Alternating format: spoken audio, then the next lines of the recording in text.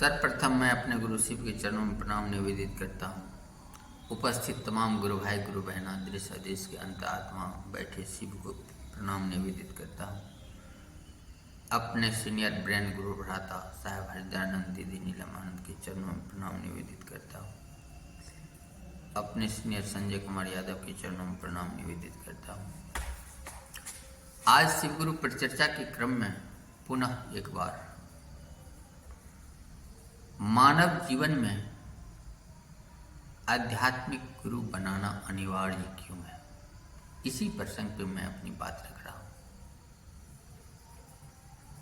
आप तमाम गुरु भाई गुरु बहना को अगर यह वीडियो पसंद आए तो मेरे YouTube चैनल शिव शिष्य बने को सब्सक्राइब करें, लाइक करें, शेयर करें, ताकि यह प्रसंग सुन करके अन्य व्यक्ति भी शिव को गुरु बनाए, ताकि विश्व का हर एक मानव शिव जन जन के गुरु हो जाए, कि सपना को साकार में शामिल हो सके, सहभागी बन सके और जुड़े और जोड़े का प्रयत्न का सिलसिला चलता रहे।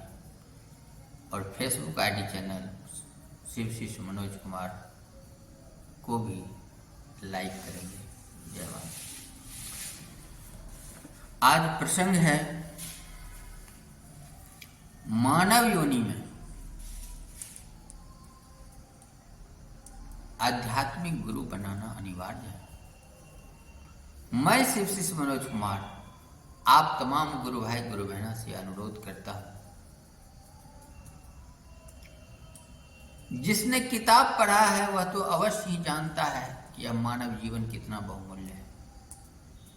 जिन्होंने पुस्तकें नहीं पढ़ा है वह महसूस जरूर करता है लेकिन बोल नहीं पाता है। ऐसे सभी गुरु भाई गुरु बहनों के लिए मैं यह कहना चाहूंगा,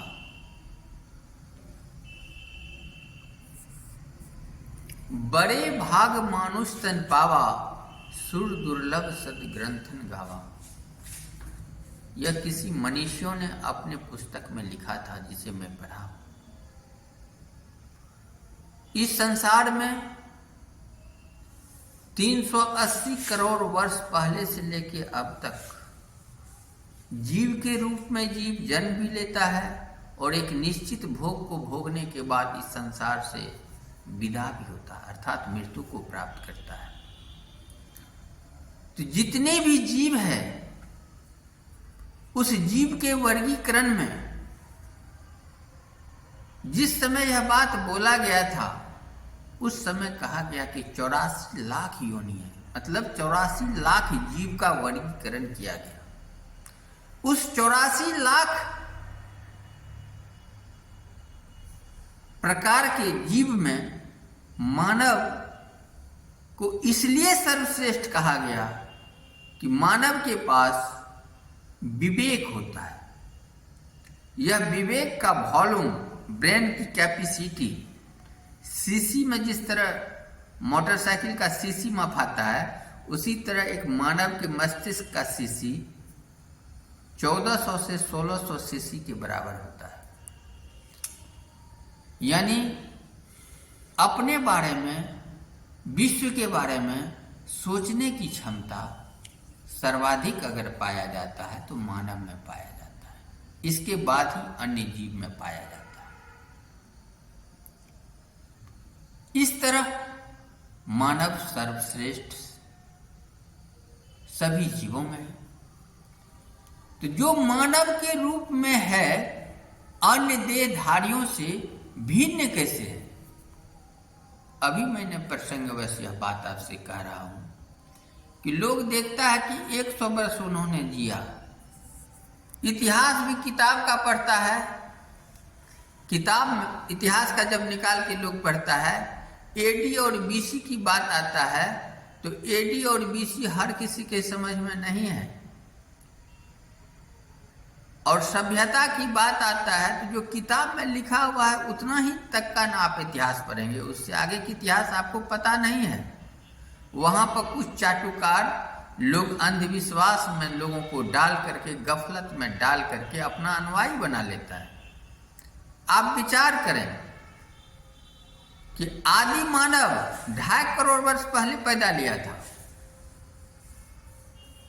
जो कि जिसका वंशज होमो सैपियंस के रूप में था, और बुद्धिमान मानव 10,000 वर्ष पहले अस्तित्व में आया। कितना पीरियड झेला होगा वह जीव। उस जीव के समय में भी यह जलवायु, यह वातावरण कठोर था या अनुकूल, उस जीव ने सहन किया। उस जीव ने अपने लिए आग का विकास किया, पहिया का विकास किया, कि अपनी सुख सुविधा के जुटाने के लिए संघर्ष करते रहा। आज यह टेक्नोलॉजी कहां से कहां पहुंच चुका है, आप कल्पना कर सकते हैं। कभी संचार की व्यवस्था के लिए लोग वृक्ष पर चढ़ के आवाज लगाता था, और आज ग्लोबल दुनिया में टच मोबाइल के से बहुत सारे फैसिलिटी 5G 6G का ले रहा है। सेकेंड में सारी काम निपटाना चाह रहा है। तो इस तरह बहुत तेजी गति से मानव अपने लिए सुविधाओं का विकास कर चुका है। इस सारी सुविधाओं के बावजूद मानव दुखी है। दुखी क्यों है? वह जो अपनी आवश्यकता से अधिक जमा करके रखता है, जब उसे कोई छीन लेता है, जब वह उसे भोग नहीं पाता है, जब यूं ही छोड़ करके इस संसार से जाना पड़ता है, तब उसे सोचना पड़ता है कि इस संसार में आए थे तो जरूर अमुक व्यक्ति सुखी रहा, आनंद उठाया, मैंने तो कुछ नहीं कर पाया। मेरी अवस्था या भोग करने का तो मैं वृद्धावस्था को प्राप्त कर चुका हूँ। मेरी शारीरिक स्थिति उस तरह से नहीं है कि मैं जिसके लिए कार्य किया उसकी लाभ ले सकूं। इसीलिए यह कोई नहीं जानता है कि इस व्यक्ति की अवस्था किस समय समाप्त हो रही है, क्योंकि काल नियंत्रक वह नहीं है। काल नियंत्रक कौन है? देवादिदेव महादेव, जिसे महाकाल कहा गया है। यानी समय आपके कर्म पर निर्भर करता है। आप अगर अच्छे कर्म कर रहे हैं, हो सकता है कि आपका रहना धरातल पर और उचित है तो कुछ लंबी अवधि बढ़ा दी जाएगी। आप अगर आतताई हो गए, अपने वातावरण में अवस्थित लोगों को कष्ट देना शुरू कर दिए, तो समय से पहले भी आप जा सकते हैं। इसे कोई नहीं जानता है कि अमुक व्यक्ति अमुक वर्ष तक जीवित रहेगा। इसीलिए जिस क्षण मिला है, इस क्षण में आपने अपने माता पिता गुरुजनों से विद्यालय में, महाविद्यालय में, विश्वविद्यालय में जो भी संस्कार पाया है, या जिसने महाविद्यालय नहीं गया, विद्यालय नहीं गया, अपनी परिवेश में ही जो कथा कहानी से, अनुभूति से, विविध संस्कार को सीखते हुए जो ज्ञान पाया है, उस ज्ञान से अपनी भौतिक आवश्यकताओं की तो पूर्ति आपने कर लिया, लेकिन आध्यात्मिक ज्ञान के लिए सोचा ही नहीं। यह आध्यात्मिक ज्ञान होता क्या है? मैं गुरु भाई गुरु बहना, मैं ज्ञानी नहीं हूं, न मैं अपने गुरु शिव के आदेश पर शिव चर्चा का प्रसंग रख रहा हूं। यह आध्यात्मिक ज्ञान होता है आत्मा की रहस्य का जानना। यह आत्मा आया कहां से और मृत्यु के पश्चात यह आत्मा जाता कहां से, कहां है। आत्मा का इसी जीवन काल में एक साधना के द्वारा आप अपनी इच्छानुसार अपने शरीर से आत्मा को निकाल सकते हैं, पुनः अपने शरीर में वापस ला सकते हैं। इस क्रिया का एक उदाहरण है शिव श्री शंकराचार्य, जो कि सहरसा बोनगांव महसी के वह विद्वान मनीषी पंडित, जिससे शास्त्रार्थ करने पहुंचा था, उनकी पत्नी ने उसे जब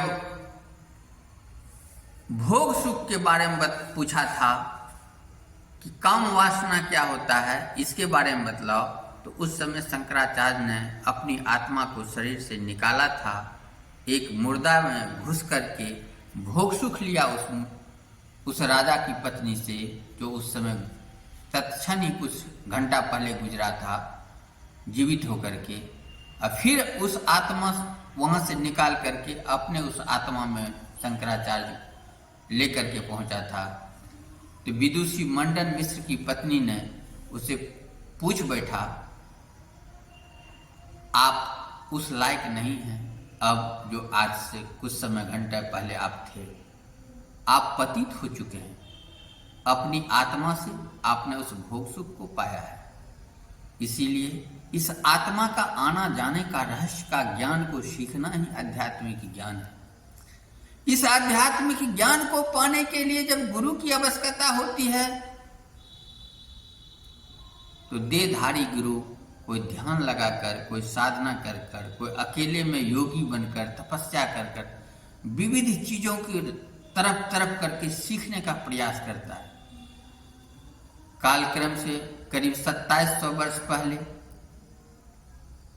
जिसे हम भगवान बुद्ध कहते हैं, उन्होंने बोध गया में बोधि वृक्ष के नीचे ज्ञान पाया था।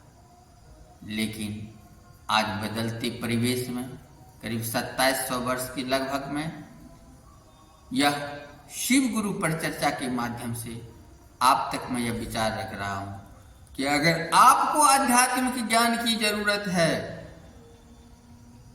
तो आप अपना गुरु शिव को बना लें। वह शिव जो आपके अंत आत्मा में प्राण रूपी ऊर्जा के रूप में, आत्मा के रूप में अवस्थित है, उसे गुरु बना लें और उससे गुरु से ज्ञान पाने के लिए अपने लिए दया मांगे, हाँ, करतल जोड़ करके कि हे शिव, आप मेरे गुरु हैं, मुझे आध्यात्मिक ज्ञान सिखा दीजिए। निश्चित रूप से आपके गुरु शिव आपको आत्मा के रहस्य का ज्ञान सिखाना आरंभ कर देंगे। इस गुरु को बनाने में आपको न किसी दीक्षा का काम है, न किसी का मोहताज होना पड़ेगा कि जब तक हम उसे खाना पीना सम्मान नहीं देंगे तब तक वह हमें बतलाएगा नहीं। कुछ नहीं करना है, सिर्फ अपने गुरु को सम्मान देना है, अपने गुरु से दया की याचना करना है कि हे शिव, आप मेरे गुरु हैं, मुझे आध्यात्मिक ज्ञान सिखलाइए। आपके गुरु किस समय किस क्षण आपको इस तरह की विद्याएं सिखाना आरंभ करेंगे या आपके भावपूर्ण मांग पर निर्भर करता है। आप जितनी अच्छी भावनाएं से अपने गुरु से याचना करेंगे, गुरु की दया उसी रूप में आप तक प्रतिफलित होगा। और आध्यात्मिक ज्ञान जब सीखना शुरू करेंगे, संभव है गुरु आपसे परीक्षा भी ले, या आपके ऊपर निर्भर करता है कि आप कितना परिपक्व शिष्य हैं। अगर मेरे गुरु शिव हैं तो आपके भी गुरु शिव हो सकते हैं, और जिसने शिव को अनुभूत कर लिया उसमें दो गुण जरूर होता है। अभाव में रह करके दूसरे को देने की क्षमता रखता है, पहला गुण है,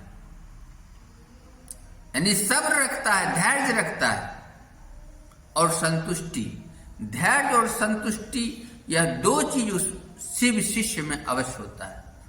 जिस तरह शिव दुख और सुख में समभाव की स्थिति में रहता है, उसी तरह एक शिव शिष्य भी जब शिव बनने की ओर अग्रसर हो जाता है और जिस दिन शिव बनने के करीब पहुंच जाता है गुरु शिव की दया से, उस समय वह भी समभाव की स्थिति में हो जाता है। न उसे किसी चीज का दुख होता है, न किसी चीज का सुख होता है, वह सदा शिव की स्थिति में आ जाता है। मतलब वह यह जान रहा कि मैं शिव शिष्य हूं, मुझे जिस कार्य के लिए ईश्वर ने इस संसार में धरातल में भेजा है उस कार्य को करना है। उस कार्य में एक कार्य है शिव शिष्यता का कार्य, जुड़े और जोड़े, खुद को अपने गुरु शिव से जोड़ करके रखना है और दूसरे को जोड़ने का प्रयास करना है, ताकि विश्व शिव में है यह आत्मज्ञान से आपको ज्ञान भी मिले, आप समझें भी, और दुनिया में ऐसे व्यक्ति जिन्होंने दैहिक गुरु के चक्कर में अपना बहुमूल्य समय बर्बाद कर लिया है या करने वाले हैं, ऐसे लोगों को चेतावनी स्वरूप नहीं, ज्ञान पाने के एक माध्यम के स्वरूप हम उससे करवध निवेदन करें, मुस्कुराते हुए अनुरोध करें। ये एक आध्यात्मिक अनुरोध बहुत परिणामदायी होता है। इस तरह विश्व के जन जन, विश्व का हर एक मानव शिव को गुरु मान सकता है। इसलिए इस मानव जीवन में यह जन्म मरण का जो चक्र है, जो आना जाना लगा रहता है, उसमें एक लालसा होता है मोक्ष का। आध्यात्मिक ज्ञान इसलिए पा रहे हैं कि हमको मोक्ष प्राप्त हो जाए। यह मोक्ष क्या है? जन्म मरण के चक्र से छूट जाना ही मोक्ष है। यहाँ पर अगर आपके गुरु आपको आध्यात्मिक ज्ञान सिखाने की बात करते हैं तो वह यूनिवर्सिटी का वह स्लोगन जो उन्होंने अपने मोहर स्टाम्प में, या स्लोगन जो अपना यूनिवर्सिटी का परिचय देता है, जिसमें वह लिखा रहता है, सा विद्या व विमुक्ति, वह विद्या जो आपको यह बंधन से मुक्त करता हो। आपके गुरु अगर आपको सचमुच में ज्ञान दे करके शिव शिष्य घोषित कर चुका है, शिव शिष्य बना चुका है, या बनाने के लिए दया बरसा रहा है, तो आप इस जन्म मरण के चक्र से इस लौकिक जगत में भी मुक्त हो सकते हैं, बंधन मुक्त हो जाएंगे। यही मोक्ष है। शिव की दया से आप लौकिक कार्य भी कर सकते हैं, पारलौकिक कार्य भी सकते हैं। शिव शिष्य बनकर शिव के साथ कार्य करना, यह बहुत व्यक्तियों को सौभाग्य प्राप्त नहीं होता है। अगर हम मानव हैं, अपने बारे में सोचें, अपने भौतिक आवश्यकताओं के साथ साथ आध्यात्मिक ज्ञान पाने के लिए शिव को गुरु बनावें। यही मेरा अनुरोध है। आप तमाम गुरु भाई गुरु बहना के अलावा ऐसे व्यक्ति जो आज तक शिव को गुरु नहीं बनाए हैं, वे तत्क्षण अपने नामों की घोषणा कराने के लिए प्रयत्नशील हों और नामों की घोषणा कराकर मात्र 3 आचरण: पहला दया मांगना, दूसरा शिव के बारे में जो समझ है वह दूसरे को बतलाना, शिव गुरु की चर्चा करना, तीसरा अपने गुरु को अपनी भाषाएं में नमः शिवाय से पंचाक्षरी मंत्र से प्रणाम निवेदित कम से कम 108 बार करना। यह 3 क्रिया आपको शिव शिष्य बना देगा और मानव जीवन अपने आप को संतुष्टि लायक कि मैं मानव हूँ, मानवीयता का गुण से लबालब हो जाएंगे। वे सारी भौतिक आवश्यकताओं के साथ साथ पारलौकिक आवश्यकताओं के लिए भी अग्रसर हो जाएंगे।